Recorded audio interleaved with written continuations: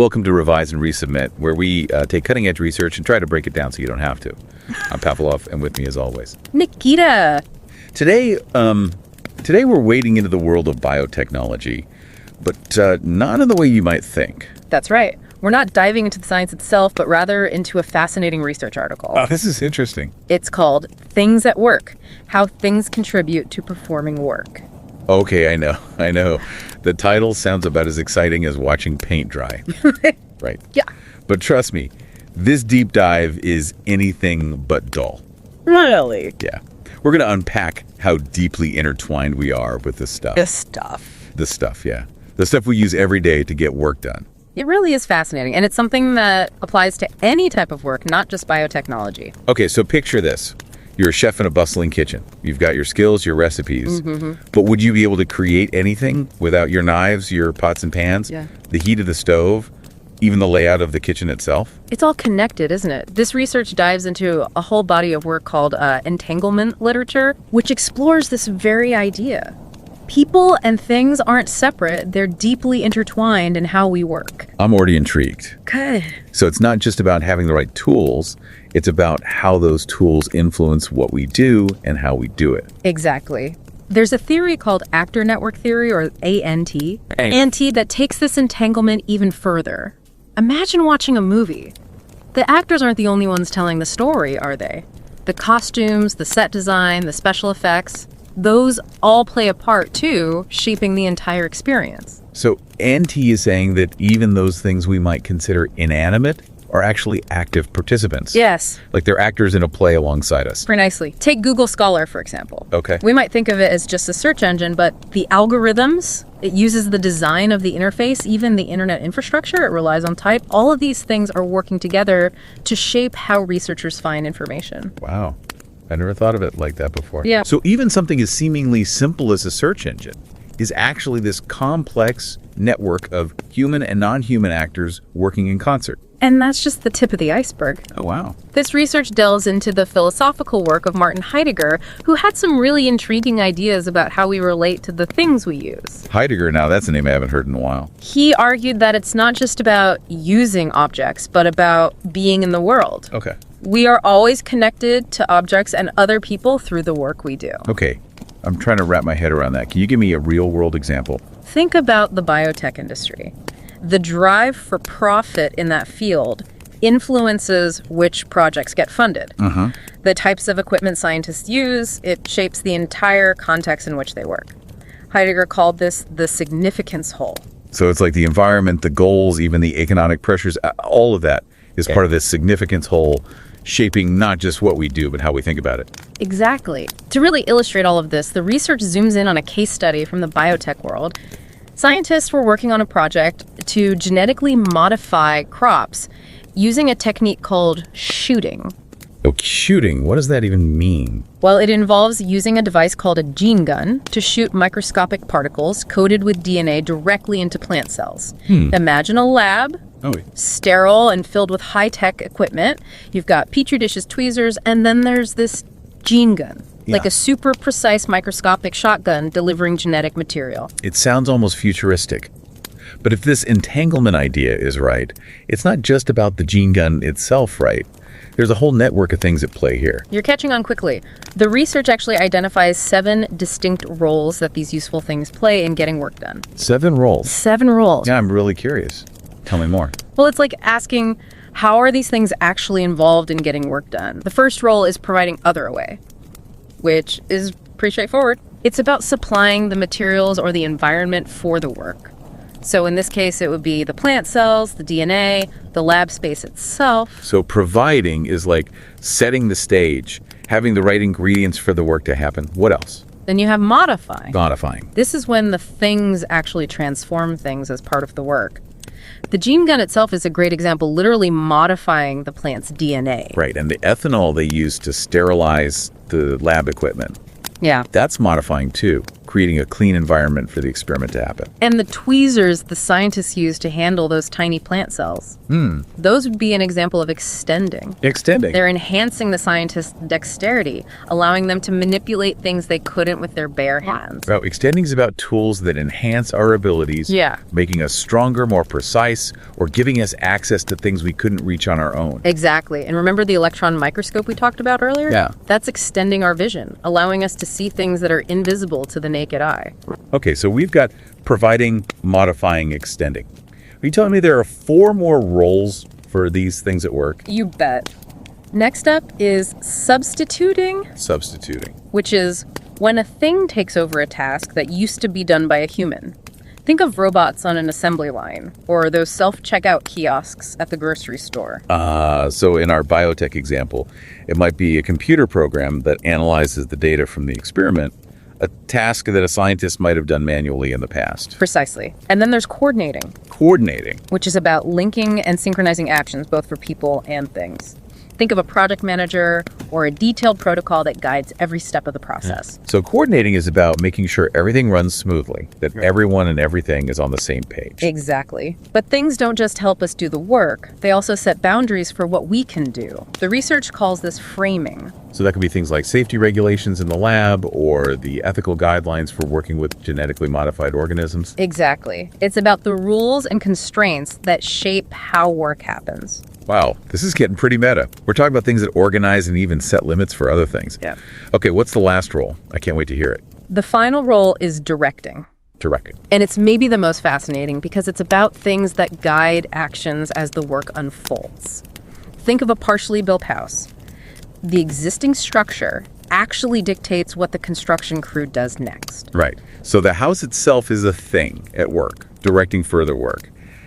That's incredible. So we've got these 7 roles, and you're saying that the things in our work can actually shift between these roles. Absolutely. The roles aren't fixed. A single thing can play multiple roles depending on the task, the situation, or even how skilled the person using it is. My mind is officially blown. So a hammer could be providing if you're just holding it, extending when you're using it to drive a nail, and even modifying if you accidentally use it to dent a piece of wood. Exactly. The roles are fluid and dynamic, constantly interacting with each other. Okay, this is all starting to make me question everything I thought I knew about work. It's not just about human effort and skill. It's about this intricate dance between humans and the things we use. That's a really insightful point. And it raises the question, if these things are so active in shaping our work, are we really in control? That's a great question, and something we'll dive into further in the next part of our deep dive. Oh, good. We'll explore how Heidegger's concept of ready to hand sheds light on this very idea. All right, I look forward to it. You know, before we get back to this idea of ready to hand, I'm still grappling with how active these things are in our work. It's like they're almost extensions of ourselves. That's a really interesting observation, and it's where Heidegger's concept of ready to hand becomes so important. Remember that biotech case study with the gene gun? Yeah, the researcher observing the experiment saw it as just a piece of equipment, but the scientist actually using it. For her, the gene gun wasn't just an object anymore. It became an extension of her own actions, seamlessly integrated into her work. She wasn't consciously thinking about the mechanics of the gun. She was completely focused on the task of modifying those plant cells. The gene gun was ready to hand. So it's kind of like when you're driving a car. Yeah. You're not thinking about how the engine works or the physics of turning the wheel. You're just focused on getting where you need to go. That's a great analogy. In that moment, the car becomes ready to hand. It's no longer a separate object. It's part of your actions, an extension of your intentions. But what happens when something goes wrong? Like if your car breaks down? That's when the car suddenly becomes an object again separate from you. Yeah. You become acutely aware of its limitations. It's no longer ready to hand. It's hindering you. So the readiness to hand depends on both our skill and the situation. A brand new driver is going to be way more aware of the car as a separate object than someone who's been driving for years. Exactly. And the same goes for any type of work. A skilled carpenter barely registers the hammer in their hand. It just flows as part of the act of building. But give that same hammer to someone who's never used one before, and it's a clunky, awkward object. So work performance isn't just about individual skill. It's about this dynamic relationship between the human and the things they use. And the more skilled we become, the more ready to hand those things become. That's a key insight. It's both human and things working together, guided by a shared purpose. Heidegger called this teleological structure, basically a fancy way of saying there's a hierarchy of goals at play. So for our biotech scientists, the top-level goal might be improving crop yields or developing more sustainable farming practices. Right, and that overall purpose influences everything else. The projects they choose, the tools they develop, even the way they organize their lab. So even the mundane stuff like labeling test tubes or cleaning lab equipment, yeah, all of that is connected to that ultimate purpose. It's like a chain of meaning, linking the grand vision to the smallest actions. Exactly. And the things they use are woven into every link of that chain. Okay, so this idea of entanglement is way more profound than I initially thought. It's not just about using tools. It's about how those tools shape our understanding of work, our skills, even the very goals we strive for. And it has huge implications for how we think about the future of work, especially with the rise of technologies like AI and robotics. If a simple hammer can become ready to hand, what happens when we're talking about an algorithm that's making decisions for us? Whoa, that's a really good point. It kind of blurs the lines, doesn't it? On the one hand, these technologies can free us up from tedious tasks, help us make better decisions, even extend our capabilities in ways we never thought possible. But there's a flip side to that, isn't there? A risk that we become too reliant on these things and lose sight of the human element. Heidegger actually warned about the danger of inframing. Framing, what's that? It's when technology frames our understanding of the world so completely that we start to see everything, even ourselves, as just resources to be optimized. That's a bit unsettling. Like, we become cogs in a giant machine instead of the ones designing and controlling the machine. Exactly. And that has big implications for the skills we need, how we organize work, even how we find meaning and purpose in what we do.